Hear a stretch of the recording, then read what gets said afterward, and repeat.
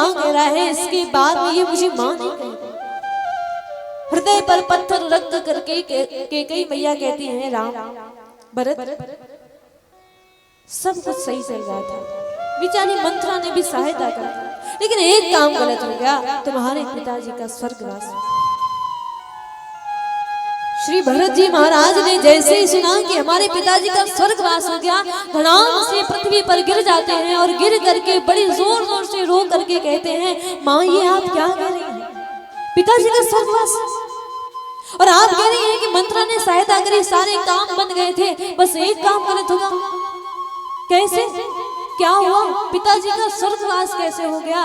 मैं हाथ जोड़ करके कहता हूँ, माँ अगर ये उपहास कर रही हो भरत के साथ में, तो ये उपहास यहीं पर रोक दो, मूर्ख बना रही हो तो यहीं पर रोक दो ये उपहास, ऐसा उपहास अपने बेटी के साथ मत करिए।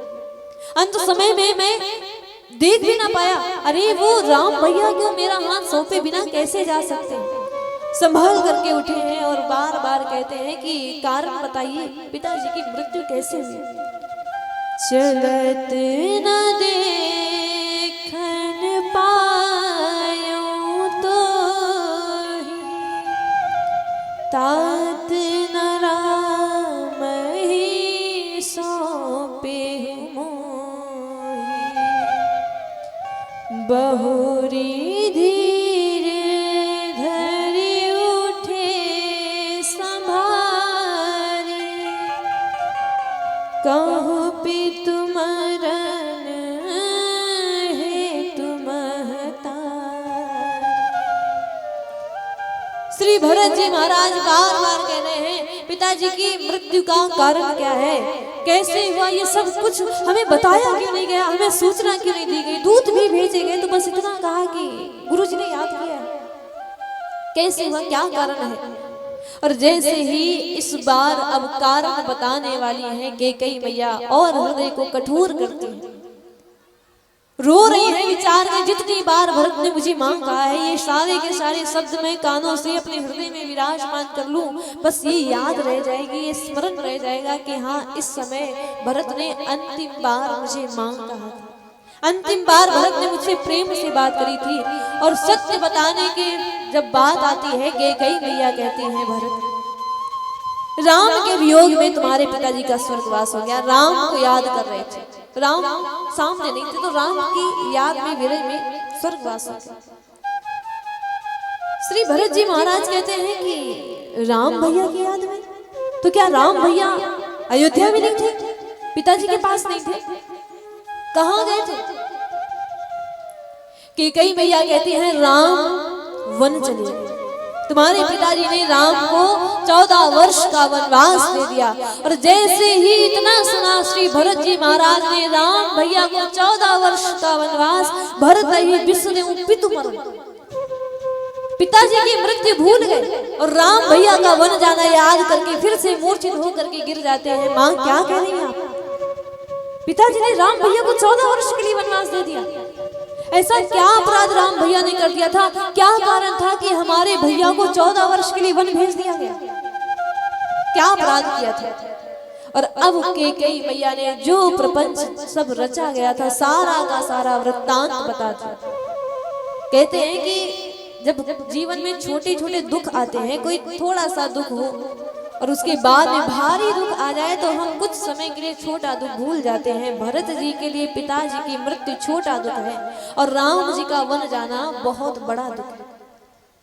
और जैसे कैकेयी मैया ने सारी बात कही, वैसे ही श्री भरत जी महाराज कहते हैं, तूने ये क्या किया? मंत्रा ने सहायता करी, इस भरत के लिए तुमने राज्य मांगा 14 वर्ष के लिए, और हमारे राम भैया को, इतने प्यारे राम भैया हमारे, और 14 वर्ष के लिए तुमने उनको वन भेज दिया। अरे कैसा वर मांगा है? अरे यहाँ तक कह दिया कि अगर तुम्हें राम भैया से इतनी ईर्ष्या थी, आज भरत का तुमने हित नहीं किया है, कि कई तूने आज भरत का अहित कर दिया है। आज पहली बार श्री भरत जी महाराज अपनी माँ से इस तरह से बात कर रहे हैं, धीरज धारण करके कहते हैं कि तुम कहती हो तुम्हारे लिए मैंने किया, तुम्हारी भलाई के लिए किया है। अरे दुष्टा, तूने हर प्रकार से मेरे कुल में कलंक लगा दिया है, कुल को नष्ट कर दिया। इतनी ही अगर मुझसे ईर्ष्या थी तो इस भरत को जन्म देते ही मार डालती। जन्म देता मैं और वैसे ही मुझे मार डालती, यार तेरे गर्भ से इस भरत का जन्म ही ना होता। पेड़ काट कर, जड़ काट करके जो एक छोटी सी डाल सींच रही हो, क्या कभी ऐसा हो सकता कि वो चल रहे? जो पे कुरुचि रही अति तो ही, जनमत काहे ना मारे मोहे।